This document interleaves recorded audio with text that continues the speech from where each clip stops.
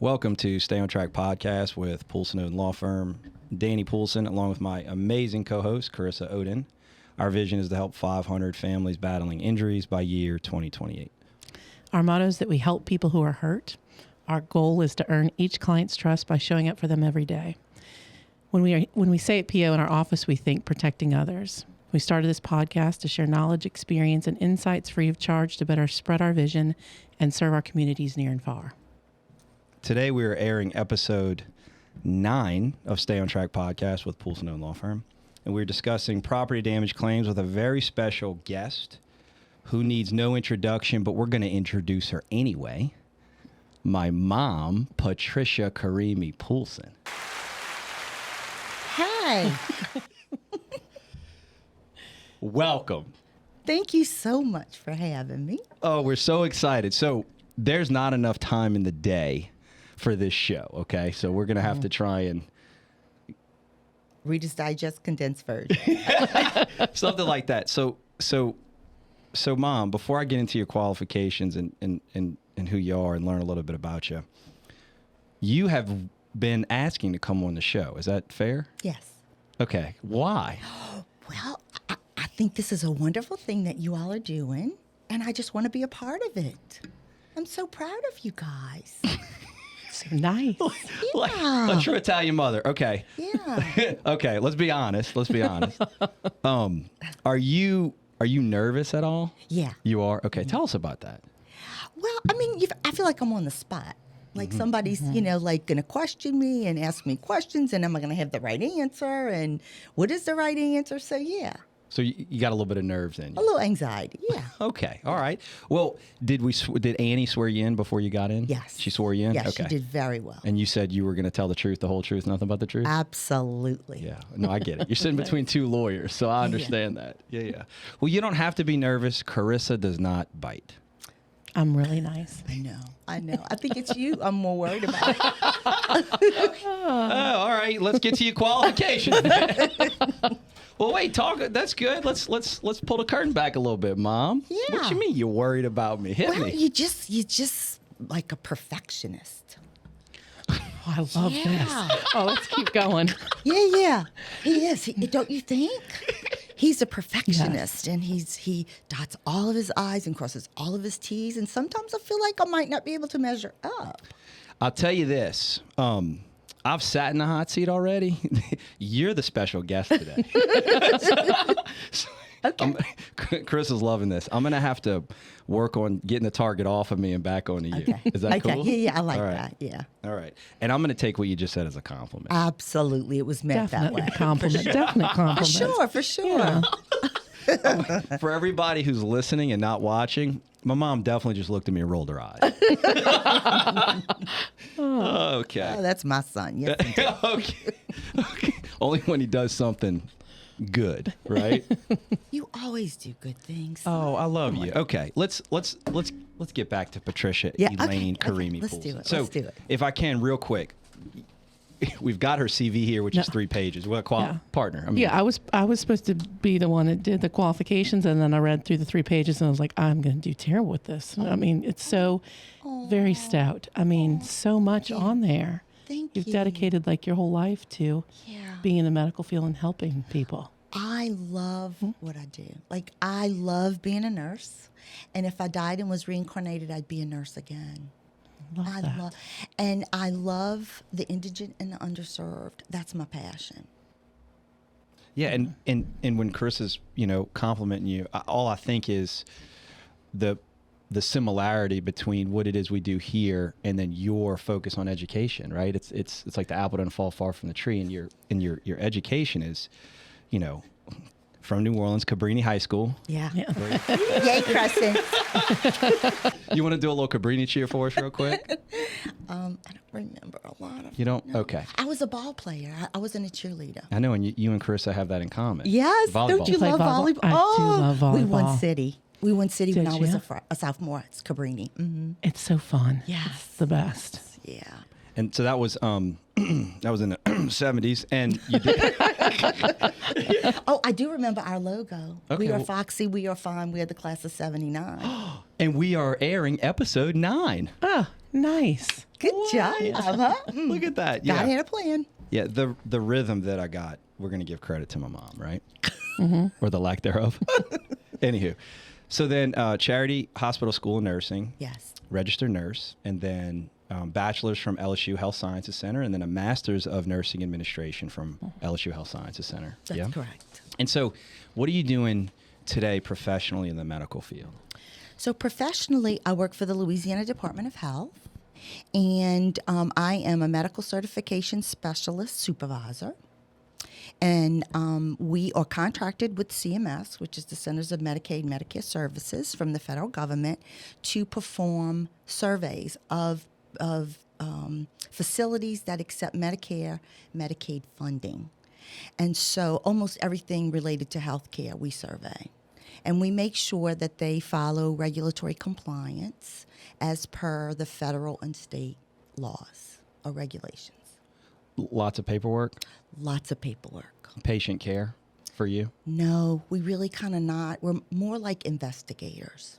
And do you miss that part of the practice with helping your patients I and do. treating your patients? I do. I miss the touch. I miss teaching. I miss the day-to-day patient care, comforting, compassion. Like I miss that.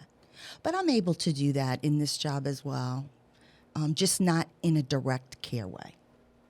And if you could pick, would you prefer the role you're in now, or would you prefer the client care? Yeah, I would prefer being a clinician for sure. But God led me here. He led me to this job. And so now I know it and I feel comfortable and I feel like I am an asset.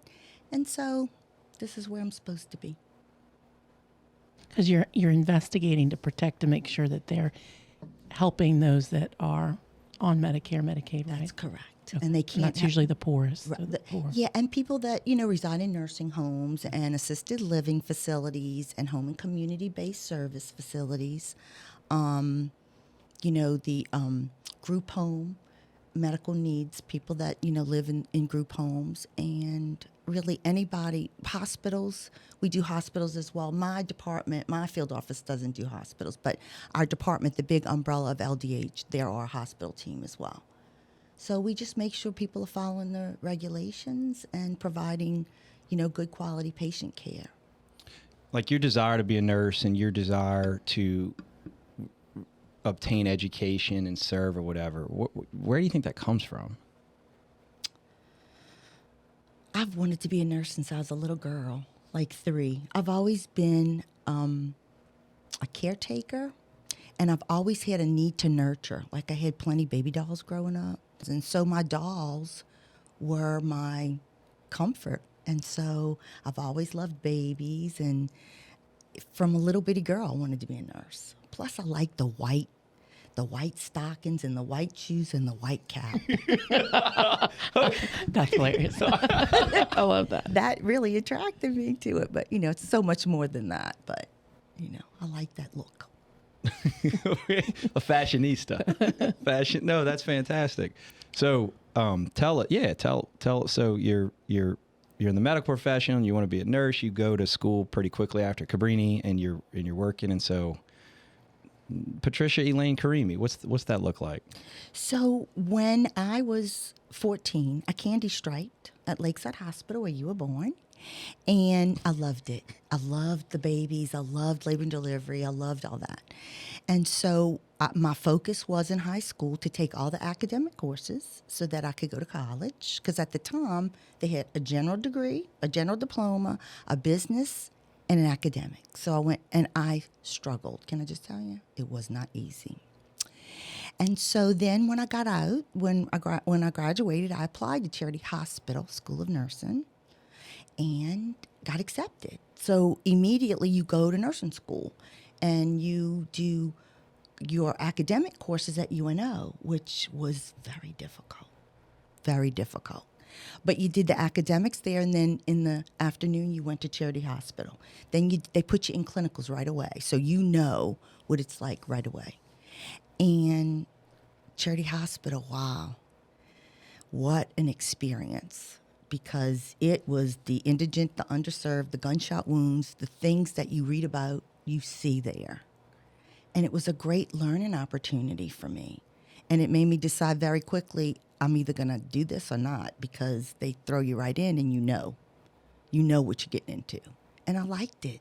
I felt like those patients needed me to be kind and compassionate and explain procedures and take good care of them. And when they were hurting, give them their pain medicine. You know what I'm saying? So it felt right. And then I graduated and went on to Baptist Hospital.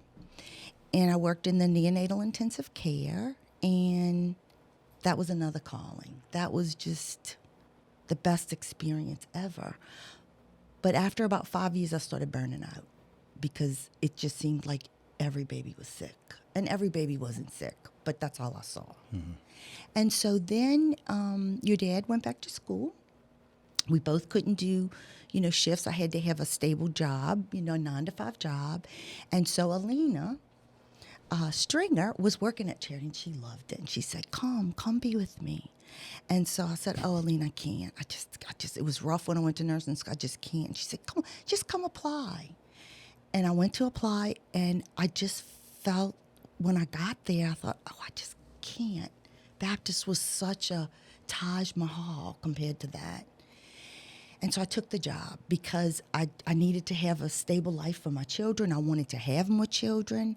And so I took it because of the hours. After 3 months, God had a plan for me there. And I lasted 25 years. And if the governor wouldn't have closed it, I'd still be there. So he decided that it would be more economical to remove state service workers from Charity Hospital and let the private world take it over. So let me ask you this: talking about your time at Charity, and you were there when Hurricane Katrina hit. Yes.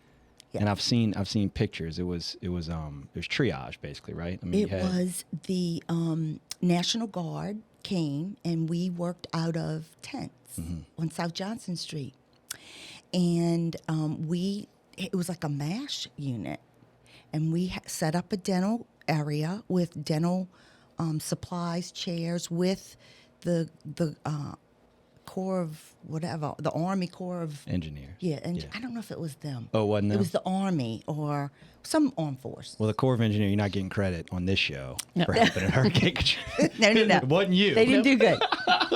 But they it looked like MASH, though, yes, right? And it looked like a military base. They guarded our tent with guns because it was unsafe. People were doing crazy things, at that time with Katrina. Houses were abandoned, hospitals were abandoned. And so they protected us, and they fed us too. And we saw patients. The first day we opened as an emergency room dental clinic, we saw about 8 people. The second day was 60. And then it was just, we'd have to like stop because it was all night. And if patients were really sick, we sent them to Oshner because we didn't have a unit as such. We were in a tent. Yeah, and I call myself a Hurricane Katrina kid because Chris and I were in school when Hurricane Katrina hit, and we had to deal with all those sorts of things. And we could talk with you hours about your experience dealing with the aftermath of that. So you're doing this professionally. You're helping these people. You're a first responder basically. And on the other side of that, personally, you're having your own property damage issues to deal with.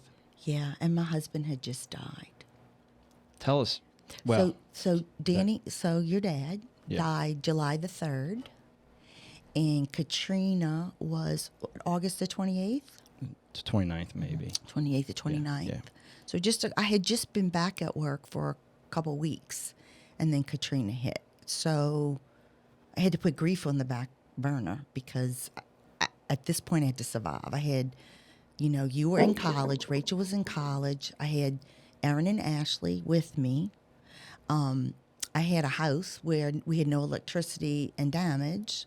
My friend wouldn't leave without me, so we evacuated to Georgia. And then trying to get the kids in school, and Erin was a senior, and I didn't want her to fail. So we went to the public school that was like a college campus. They had 2,500 students on that campus. And when we walked in the principal's office, he said to us, "We will take your children," because Leslie had 2 and I had 2. And they said, "If your children misbehave one day, they're out." So, here you have to take children in public schools, but not there. And so they went and they made the volleyball team, and they were the superstars. Aaron and Ashley were superstars. And they were on the front page of the newspaper because this school had never been in any playoffs in volleyball. Nice. And they had a baccalaureate program. What was that? Ashley was put in a baccalaureate program, which she earned college credit, like advanced placement credit as a sophomore. I'm like, what in the world? It was the best experience ever. That's awesome. I was transplanted from New Orleans to Baton Rouge, surviving, sleeping on the couch as a third-year law student. Lost my trial ed year, ripping out carpet and cleaning refrigerators and putting blue tarps on roofs, making sure water didn't get into the properties. Yeah. But no, in all seriousness, you've got all this going on, and what I want to know is your experience dealing with your home and your property and the insurance after Hurricane Katrina. Well, I am a fighter. Imagine that. And I had already... I had already. Sometimes you and Carissa exhibit a lot of similarities. Wait, so I had already. She's a caretaker. She is. Yes, and she's. I don't know that's She's a caretaker and a fighter, fearless. Oh, Fearless. I love that. Well, I had being already. Kind. It's true. With insurance, as you all I'm sure know, with insurance they try to pay you the least amount that they can get away with. And why do you say that? Because I've had experience with it multiple times, unfortunately. Were you around when Betsy hit? I was a little baby. All right. But my parents weren't fighters, so they just kept putting out more and more. They would save money just to repair flooded houses. And so now you've had some run-ins with insurance companies after storms, and I know was it 94, 95? We had a big flood. A flood. The house was 6 or 8 inches full of water. Correct. Correct. And at the time, we had your dad, who was very handy. I mean, he could build anything. And so it wasn't so much of a big deal. And I didn't find that it was as tight as it is now. But as life goes on, insurance companies they're getting worse and worse and worse. And so and I talk about Katrina because I want to shift to Ida, right? I think that's an excellent point. Yeah. Your experience with all the different insurance companies over the years, you found that it's gotten progressively more difficult to handle your claim? Yes, and premiums are astronomical. So, we weren't the type to file a claim for everything. We didn't have a lot of issues with our home. But when we did, I expected to use the insurance money. That's why I have insurance, right? Right. Yeah. And so after Katrina, after my husband died, grief was put on the back burner. I had evacuated to Georgia. I still needed to keep my job. There was a lot going on. So when the adjuster came, I said, before he even said, "Hey, how you doing?" I said, "Don't think for 1 minute you are going to rip me off.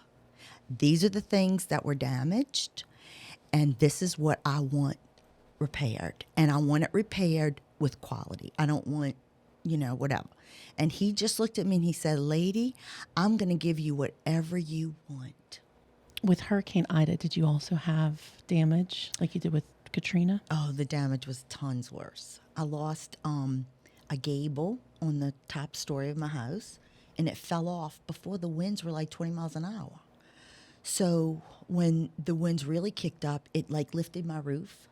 Then the rain just came down all the way to the ground. So that whole half of my house was damaged. Were you evacuated for Ida, or were you here? I was here because as a nurse, we cover the Office of Public Health. And so we can be deployed in a state of emergency. And so I wasn't going to leave because that's my job. But also I was trying to protect my home. So I went up in the attic and I put little dog pee-pee pads down and buckets and pots to catch the water. But it was flooded in my attic. and there, it was just like, I couldn't save anything. Nothing you could do. No, it was just like out of my control. And so my neighbors came and helped. We tried to minimize the damage as much as we could, but I mean, this was something God was doing. I couldn't. I just had to watch, basically. And sometimes when we talk about property damage, I feel like something that gets lost, maybe because, like you said, the adjusters aren't from here or whatnot. Even though it's property, it's still personal. It's still your home, and you being a tough widow, right? A very, very tough widow. Is there feelings of hopelessness and helplessness in those situations? Absolutely. Absolutely. And that was my home. And, people, it's just stuff, but it's my stuff.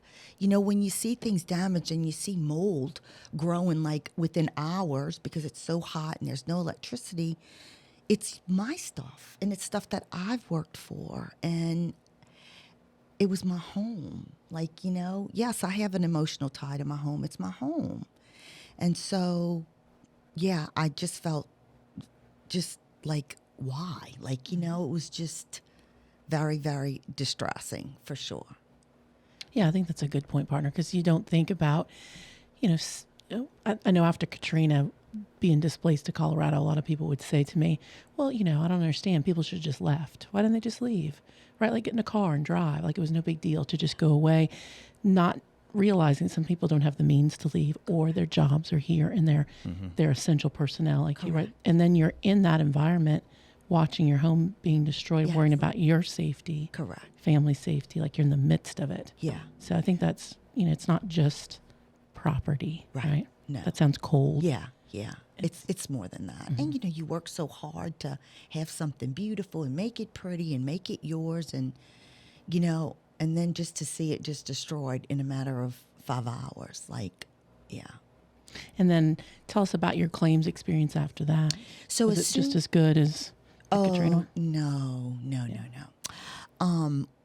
As soon as I could have electricity, which was 8 days, I got in touch with my insurance company, and they said, "Oh, okay, we'll set up an appointment and we'll come do the adjusting." Okay, so they did. They came pretty timely, and again, I said, don't think you're gonna not. Because I had much more damage, and I thought, and so they sent a company to come and see what was wet, like what sheetrock needed to come out. And thank God I didn't let them take all the sheetrock out because they didn't pay for it. And so we get rid of what, was toxic as far as the black mold. And then I got in touch with the company that came before when we flooded, and he came and put blowers and all that. And he said, "Don't worry, they'll pay for this. They may not pay for anything else, but and they did. They paid for that. They didn't pay for much more after that." Okay. And so then it was a fight every day, because they would give me a few $1,000s to keep me quiet, and then I would call them and say, labor doesn't cost $5 an hour. Like, it's really expensive, and I got an invoice, and this is how much it's going to cost. And they would, give me $5,000 or $6,000 to be quiet. And then all of a sudden I'd get a $20,000 check, and it would have to go through the mortgage company, and then I would get it. But the damage, as the contractors were coming, I said, wait, I don't have enough money to pay you. So I made them stop, because I didn't want them to be able to sue me or put a lien on my home because I couldn't pay them. And so I said, my insurance is not reimbursing at this rate. So stop. You're in a situation where you're not necessarily an expert in repairing homes and general contracting. No. Those sorts of things. And you're trying to lean on your insurance company, and you've been paying premiums, and you were, instead of getting that advocate for you, was almost, they were an adversary to you. Absolutely. That's a perfect way of putting it. And how long did that sort of fight go on? 1.5 years. So I lived with no ceilings, no lights in my bathroom, no insulation in the attic. I lived like that for about 1.5 years. And then what did you end up having to do after the 1.5 years? I consulted legal counsel, because I did everything that I could to get them to pay the claim.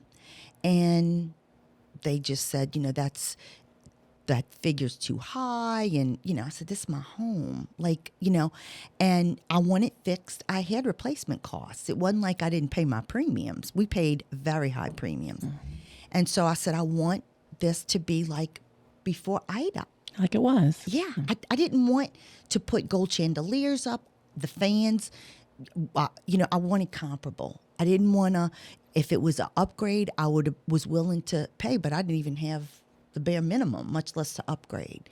And so I consulted legal counsel. Was that Danny? Did you call Danny? I did. Okay. I did. Legal counsel sounds so official. It was legal counsel. I consulted legal counsel. Yeah. What? Legal? You could say, look, do you know what's behind? You know what's behind your? Yeah, that's my son. That's my son. Okay, Yeah. it's Chris and Danny, but I hear you. Yeah. Legal counsel. No, Yeah. No, but I mean, you didn't just call Danny because you're related to him, right? No, I called and I said, I did do this. And I said, this is the problem I'm having. I can't, they won't pay and my house is not complete. And I stopped the contractors because I can't pay. I don't have that kind of money. And so I said, what do I do? What do I do? So that's a really good point. What would after? So you're battling what, a year and a half, 18 months? Yeah. It was probably close to 2 years. Yeah. You seek legal counsel. Legal counsel. Yes, I seek legal counsel. Yeah. Poolson, Oden, legal counsel. Legal counsel. Oh, I love Absolutely. you. No, so you seek legal counsel, and then what was your experience like after we consulted, and what was that like? Well, now you have to remember, I'm a single woman, registered nurse. I have a very big job that takes the majority of my time to do a good job. And then I'm chasing after insurance adjusters who refuse to pay and just don't even answer the phone anymore. So once I consulted you, the whole stress of that went away. And I was diagnosed with hypertension at that time. Like, I was really, really not in a good way. And once I consulted with you, you said, we taking it from here. And that was it. That was it. Just let me know. And then, the communication was when they would communicate with you guys, y'all would communicate with me. And I was like, okay, what do we need to do? And then y'all took it from there. And that was it. Our goal is to, whether it's insurance companies, carriers, boat companies, whatever it is, they're very sophisticated, right? They're very sophisticated. They have a lot of money. You talked about it a little bit from Katrina to Ida. Yeah. That sophistication progress to where it made it difficult for you as the policyholder to get a claim closed, right? That's correct.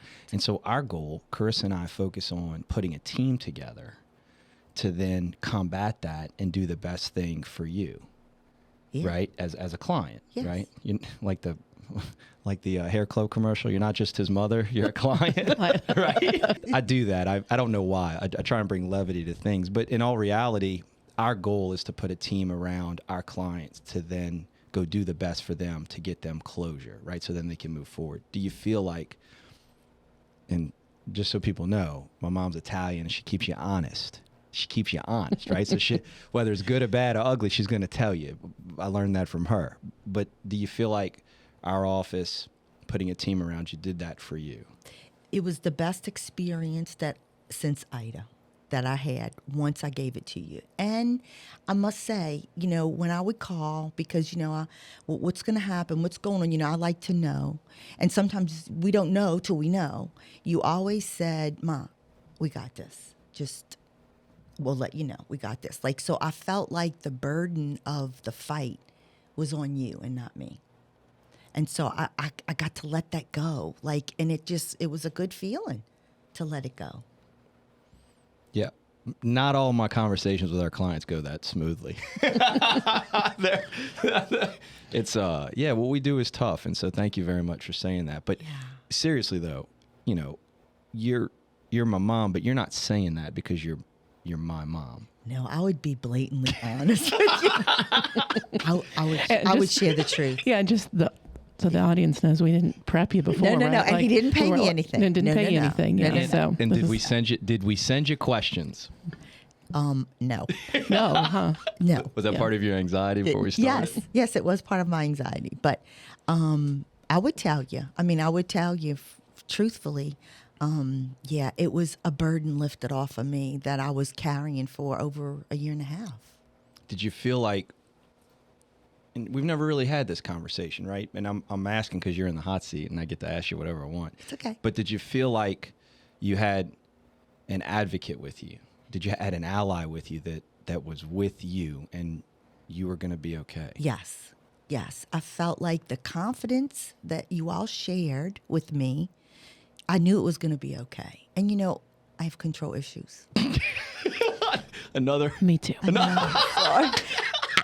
I do have control issues. And so It's okay. I learned how to pray a whole lot. And I promised not to call every day. You know, I would just kind of check in like maybe once a month, you know, or y'all would call and let me know what the status was or what, you know, because it was a few different processes that we went through. It wasn't just like, okay, thank you, we're going to file suit now. It wasn't like that. It was a few little things that we had to go through. Mm-hmm. And so keeping me informed, just, you know, I had to let that control go. Yeah. And yeah. That's such a good point. Mm-hmm. And I think you talked about God earlier, right? The very easy way to say it is let go and let God. Yes. Right? Yes, okay. Yes. And sometimes that's tough because you've, you know, especially being a widow, you know, you feel like everything's on your shoulders. You've got to take care of everything, right? Yes. What would you tell someone, especially someone, you know, maybe like Carissa with control issues? No, I'm kidding. But no, in all seriousness, what would you tell someone in that situation if a storm hit or their house was flooded or whatever, and they're like, I usually fix everything. What advice would you give them?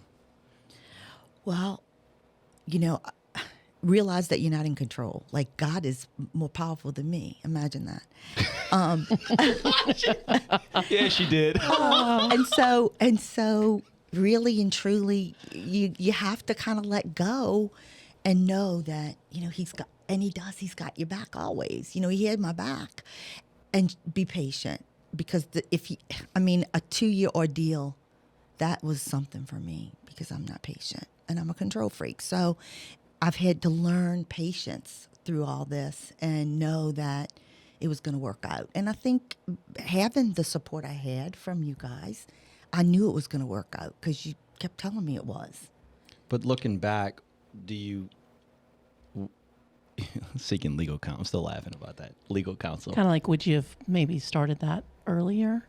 Like the 2 years, do you think, if you would have known? That was ridiculous. I think I'd give him 3 months to fix it and to finish it. And if not, I would definitely say, okay, take this and and do something with it because, you know, it was unnecessary. How many people, I had people that I work with that just said, oh, I just didn't even worry about it. I'm like, but you've been paying premiums all your life, and you filed one claim, and you know you're living with a broken roof, like. And so, no, I wouldn't go a year and a half because my health was. Well, yeah, you said you diagnosed with hypertension. Yeah. And this came up recently, and we wanted to put this together. Storm season around the corner, right? To talk about this summertime, towards the end of summer, and you were talking at our family function about whether it's coworkers or friends who still have IDA claims. Oh yeah. That are. Oh yeah. And what are you hearing from them, and what are they saying, and how is that still going on? Well, one of the ladies that I work with, she consulted legal counsel, and she's still consulting legal counsel, and nothing, you know. Hang on. Okay. But now when you say legal counsel, not us, not Poolson.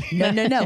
But I did make a referral. But, you know, I did make a referral because I felt like she would tell me things that would, you know, and I'm like, They not advocating for her. Like, you know, just they supposed to call. Everybody's waiting for a conference call. Nobody calls. Who does that? Like, it was just like some of the things they just dropping the ball for her. And I didn't feel like my ball was dropped. So I said, you know, maybe you should call my son. And do you think the communications, whether it's text or phone, because nowadays, right, everybody texts, it seems like, most people. Yeah. Did you find that the communication and the flow, whether it was email, text, or phone call, was very consistent? It was very I never felt like, well, when's he going to let me know? I never felt like that. And this poor girl, she's still fighting for her claim. No, I appreciate you saying that. And with Annie being in here, right, who's a rock star, I think for our team too, right? I mean, you sharing your story, I can't thank you enough for sharing it, because Chris and I talk about that all the time about, just being vulnerable and being honest. And for you to share that, it means a lot to us, because we want to make sure that, like you caring for your patients and being there for them, we want to make sure that our clients know that we're there for them. We probably think about them more than they think about us. And our families, I know our families get frustrated with us a lot, because, we're spending a lot of time in thought trying to figure out the best way to handle these claims. And so just thank you for being honest with us and holding us accountable and letting us know, where we are and where we're not. Because I can tell all the listeners out there, right? Miss Kim, our one listener, Miss Patricia, would tell us if we weren't doing a good job. I would. Yeah. So, no, I mean, Kim would too, don't worry. I don't know if she'd get in the hot seat, but she'd say. You don't think so? No, and look, I'll just say this too. Not that anybody cares, but I love you, and it's an honor and a pleasure to have you. And I know that a lot of, if I got any good in me, it's from you, Mom. Oh, do you know how that makes me feel? I don't. I'm overwhelmed, and I'm so proud of you guys, what you do here. Like you your stance is just different. It's just different. It's not, down and dirty attorneys. Like, y'all, you really do care about your people. And that says a lot, Yeah, I appreciate that. I can say that comes from your son. He cares sometimes too much. Too much. Yeah, it's a lot. I think you add a lot. Well, I'm blessed to have him as a partner every day. So thanks for he's blessed to having him. Well. So Yeah. I benefit from that. No, the whole team's going to enjoy Patricia going, he's a perfectionist. But aren't you? Yeah. I mean, I guess I'm self-diagnosed, and no, I guess I'm, yeah. Anywho. Like you don't stop until it's right. Right? I love you. Yeah. All right. I love you. That's really good for our clients. Don't No, you really. think? I mean, that's, he's going to go that. He has it. He's Absolutely. not going to let it drop. It's always going to be. That's correct. That's good. And it's good 110% for everybody. Yeah. I mean. Yeah, for sure. Like you're not going to give shoddy work. You're not going to do shoddy work. You're not going to hand in misspelled words on what do you call it? A brief. A brief. You're not going to have misspelled words on a brief, and you're not going to have subject verb non-agreement. You're not going to have that. Like that speaks volumes. Like you portray what you live. That's who you are. And I think I definitely give credit to you and Pops for my work ethic, 100%. So when I ask you where that stuff comes from, I think that comes from y'all, and I just am very thankful for the example you've led with education and your effort. It's inspiring. Thank So you. yeah, I'm trying to live up to that every day. Yeah, and so, you're doing good. You're doing good. Something fun. So in the medical field, right? My mom likes to say words that are legal, right? I like to say words that are medical, and then we just laugh at each other. The family functions, right? Oh, that's fun. Right? I know, he's so funny. So yeah, I've got everybody in my family's medical except for me, right? Anywho, so in medical terms, if you take medicine that the doctor gives you, that's called what? What's Medication. That? Yeah, but RX, what's that? Prescription. Prescription. Okay. Yeah. In Louisiana, if you don't file your claim timely, and it gets tossed in the trash, in Spanish, la basura, it goes away forever. What's that called? I don't know. It's the same thing. It's called a prescription. Yeah. Are you serious? It's called, prescription is like in most other states, it's statute of limitations. In Louisiana, it's called prescription. And you have so long to file a claim. And if you miss it, prescription is lapsed and you can't file your case. Wow. Did you know that? Today? No. Yeah, look at that. We learned it. That's good. Prescription, yeah. Now, can I ask a question that I've been wanting to ask? It's something fun. We can cut it out at the end. So when Danny was in the hot seat, we talked about he was a nurse, and then he was telling a story about his dad at one point saying that they could be him and his friend, right? Yes. And drinking, and they were like, Yes. "We're going to be nurses." Yes. Okay, I wanted to hear your side of that story and the my gosh. reaction Oh my that you had to Okay. this interaction. So it was Alina and Randy, right? They were dear friends of ours in our wedding. Okay. Alina was in nursing school with me. We were in nursing school together. We went to their house. They were drinking. And they both worked in the oil field. And this was like in 1981-ish, 82. The oil field crashed. And they both got laid off. So they were both collecting unemployment, which, they made tons more money. Mm-hmm. And so Randy looked at Danny and said, dude, we could be nurses. We could push pills. I said, push pills? That's not what we do. I said, you can't even spell your name. How are you going to spell pathophysiology? And so Danny was like, look, I went to Delgado and I took, remedial math and English and I made A's. I could learn how to spell. And I go, oh, Mike, we didn't have that kind of money. I was working. I mean, I was, we were living on unemployment. And so I said, no, you're not going to waste my money and do that. And Randy said, come on, dude, let's go. The next day, they both went to UNO. Randy came and picked Danny up. They went to UNO. They registered late. They had both taken the ACT. One went to West Jefferson, one went to East Jefferson. Mm-hmm. But they made them take the ACT. They probably scored a 12 on it. But it was enough to get them in college. Mm-hmm. And they both graduated with a 1.7 GPA.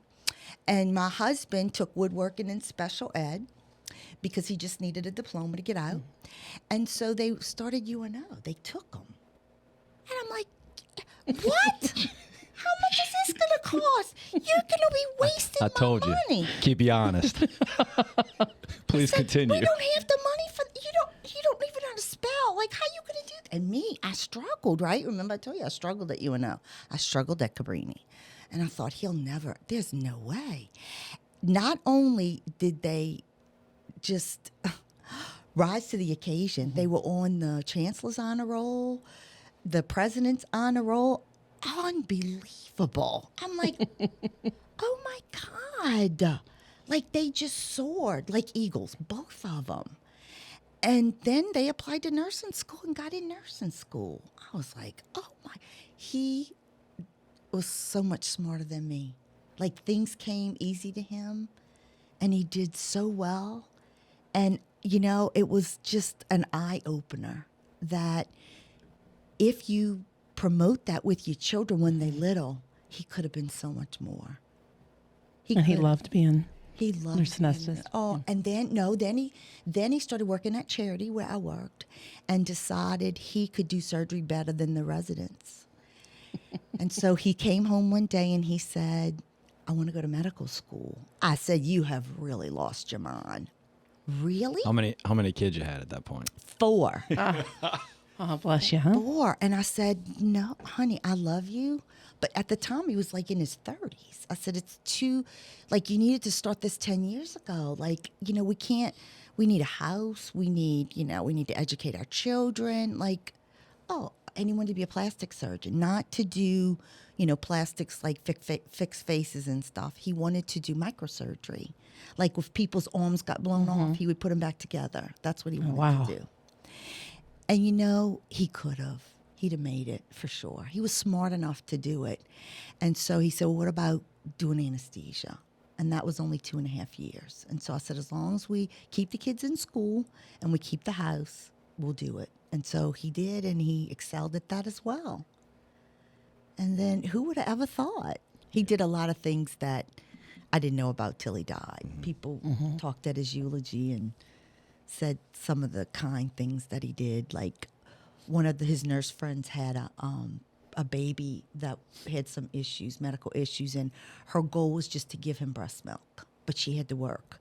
And so she would come on at 3 and he would leave at 2 from the day shift and bring her breast milk to her husband who was watching the baby. So the baby, things like that I didn't even know he did, Good person. Yeah. Good dude. Well, Mom, we say here, tell us something good. Okay. All right. So, Patricia, tell us something good. Well, I'm very grateful. Very grateful for my life today. I'm very grateful for my children. I'm proud of all of you guys. my grandchildren. How many do you have now? I have 7, and I want some more. Yeah. And what did they call you? Gammy. Gammy. Oh, my God. Cute. I was telling them, had I known that being a gammy was going to be so good, I'd have been nicer to them growing up. Yeah. To your kids? Yeah. I'd have been nice because they really blessed me with those babies. Yeah. Oh, Thank you, and thank you. Hey, thank you for saying that. Yeah, Thank you. That's yeah. that's as close to an apology I'm gonna get from my mother. I tell you that right now. Yes, indeed. Keep us honest. Well, look, Yeah. thank you very much, Mom, for being an amazing guest on our show. Did you have fun? I had a great time. Thank you for having me. No, thank you for being with us. Oh, you're You did great. you're Holy awesome. son. I want to come Awesome. back. Okay. Yeah. Well, you'd be our first repeat guest. Which All of it. we'll we'll have as many repeat guests as we have viewers. It'll be good. All right. Well, that does it for episode 9 of Stay on Track podcast. Our vision is to help 500 families battling injuries by year 2028. Our motto is that we help people who are hurt. Our goal is to earn each client's trust by showing up for them every day. When we say PO in our office, we think protecting others. We started this podcast to share knowledge, experience, and insights free of charge to better spread our vision and serve our communities near and far. For everyone listening in, thank you very much. Tell us something good. Please share our vision on social media so others may learn more about what we do and who we help. For my amazing co-host, Carissa, and our amazing special guest, Patricia Poolson, I'm Danny. Thank you for staying on track with Poolson & Law Firm. Thank you.